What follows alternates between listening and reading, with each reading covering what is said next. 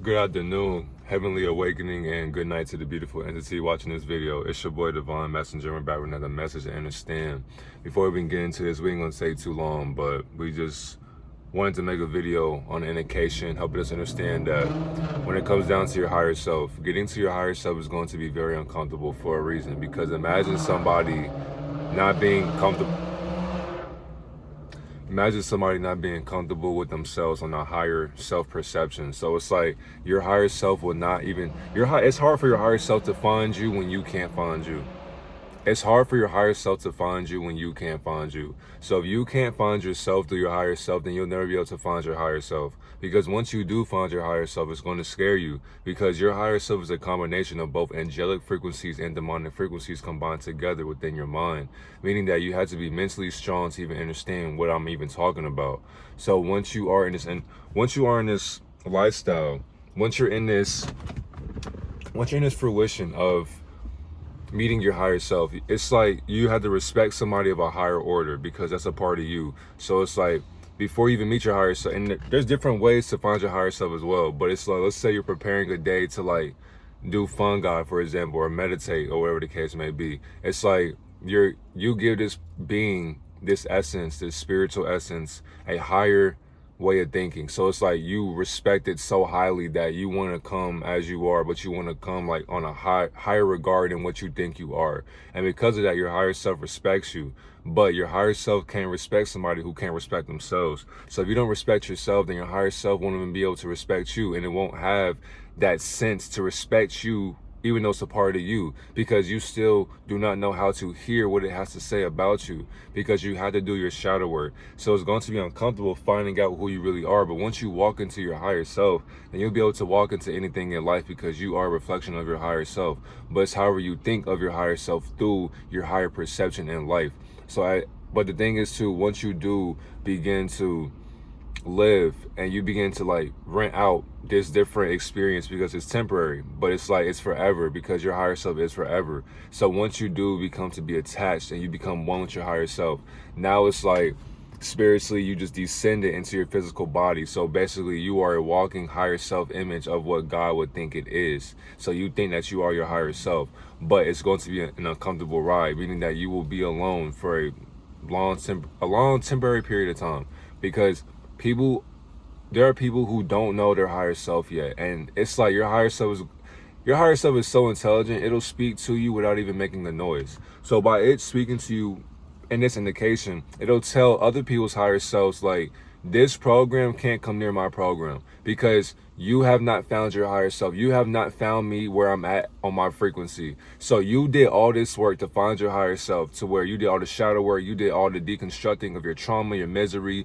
the bondage cycle that you escape from. You know you can't escape from it, but all the stress, all the envy, all the jealousy, all the programming that you were taught and you had to relearn from yourself. You have put yourself into a different bracket of currency, to where now you feel rich about yourself, you feel more abundant, and you have this way of thinking, this way of living, to where now people can't live the same way you live, because you're living in a higher point of view. So once you live in a higher point of view, it'll get lonely at the top, but it was lonely at the bottom as well. So what is lonely? You're never lonely, even though you feel alone. So as people are trying to come near you, they can't come near you because they can't even come near themselves when it comes down to themselves. So even solitude, your higher self will want solitude with you a lot of times, because that's what makes you more comfortable within yourself. That's where your creativity comes from. That's where your creation comes from. That's where you come from. That's where peace comes from. That's where speaking to the creator comes from. And there are people who cannot walk with you on that life towards your higher self. And this is where you have to be okay with that. There were some people who will walk out of your chapter because they were not meant to be a part of this whole entire book that you are literally examining, because you're examining your own Bible from whatever you're journaling through, whatever you're actually seeing through, whatever you're blinking through, whatever you're talking through. You are having an experience from your higher self. So once you descend your mind or your consciousness subconsciously, there are some people who are not actually real people, and they just are here as background characters in your main character's life. So you are the main character towards your life. But there are some people here who are placed and they are projected from other projectors to cause a hindrance in your life to make sure they knock you off of your mission or whatever you have going on or your purpose. And once your higher self is trying to get you to understand this, then there are some people who will not listen to their intuition, because we have 3 intuitive ways that our creator speaks through us. If you understand the 3 brains, I already taught that already. But if you're not using your brain wisely, and we ain't talking about the brain up here either, even though we are, but we're talking about the other 2 brains as well. If people aren't using their other 2 brains, then it's like people will be able to program this different way of thinking that you are thinking in.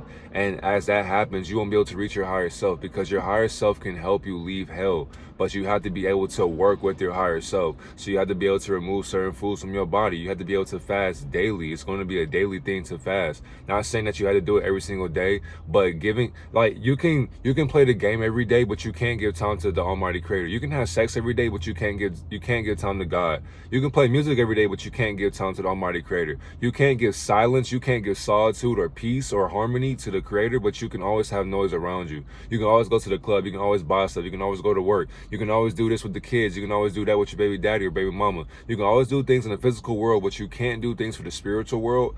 Then your higher self won't work for you. So all these manifestations, all these blissfulness, things that you want will not be able to come to you, or blessings, they won't be able to come to you, because you are not giving yourself that time that you desire, because you have this insatiable desire for other things that you think you desire, but you don't need them, because you are not desiring them, but your ego desires it. But you should be desiring knowledge and spirituality. You should be desiring empathy, because once you are beginning to respect yourself, not even honor, once you respect your own Creator's commandments, once you respect yourself through those commandments, then you begin to respect yourself from a higher way of living. So now you begin to start eating better, you exercise, you start doing things that make you happy, you start going on semen retention, you start journaling, you just start going out for walks, you start helping people, you start giving back to kids, excuse my French. You start doing things that are bigger than you, because your higher self knows that this world is bigger than what it thinks it is. So once you're doing that, the world will literally give itself right back to you, but you have to give yourself to the universe. So give yourself to the world, because you are a sacrifice to the world, and it's bigger than what we think. So your higher self will already know these things, but you have to know that within yourself, meaning that your life will always be uncomfortable once you get into your higher self, to the point to where you can't fear death, because what is that? It's something that our mind was taught at a young age, and it's like we experienced it, we go through it, and what's crazy, we go through it every single day. So it's like when we think we are dying, we're always dying every single day. So in order to find your higher self, you do have to die or kill yourself. But what is killing yourself when you were never alive nor dead? Nobody even knows, because we're literally living in the moment right now. Every day you are awakening. You have to figure out that your higher self is actually trying to talk to you. And there'll be people who will try to do shit to you, so you have to always be on your P's and Q's. Always make sure you're watching your surroundings. And there'll be some people who subconsciously, they can't talk to you consciously, and they will also try to start an argument. They'll get offended by your words, because they'll feel as if like you're being aggressive with your tone or the way you speak. But all they are doing is projecting how passive aggressive their ego is. It has nothing to do with you. And on top of that, you'll figure out that you can't work every single job, because these jobs are not meant for you. A lot of times family is not always family if they're not at your frequency. So what's the point of family being around you when they're always gossiping and bringing other people down that are a part of your family? How does that make any sense? Why would you be cool with somebody in your family that gossips about family members that aren't even there to speak up for themselves in the same entire room? But then when we come together, when we come for reunions, we want to smile and hold hands and kumbaya and have a drinking moment and act like nobody was talking shit behind closed doors. That's fake.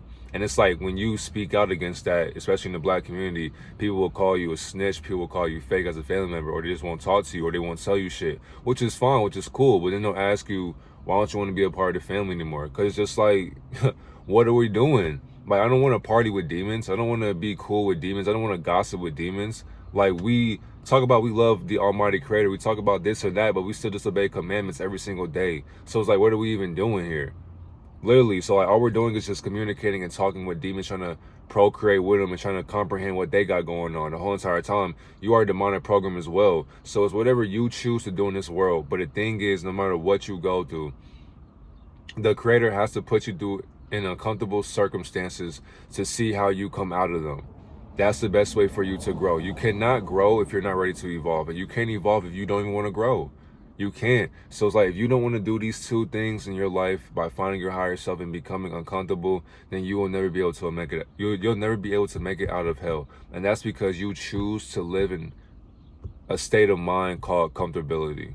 And by you sitting on your thoughts, you are procreating with illusions. And you're literally going to live in a facade to the point to where you'll wake up 40 or 50 or 60 years down the line, and you will actually tell yourself, like, I should have did this. I could have did this better. I wish this would have happened to me. I should have done this. I would have done this if that. But if, whatever the case may be, you should not have regret in your life. Do everything you want right now, but do not wait till it's too late, because when it's too late, don't come crying to the Almighty Creator on what you should have been doing the whole entire time, which is finding your higher self.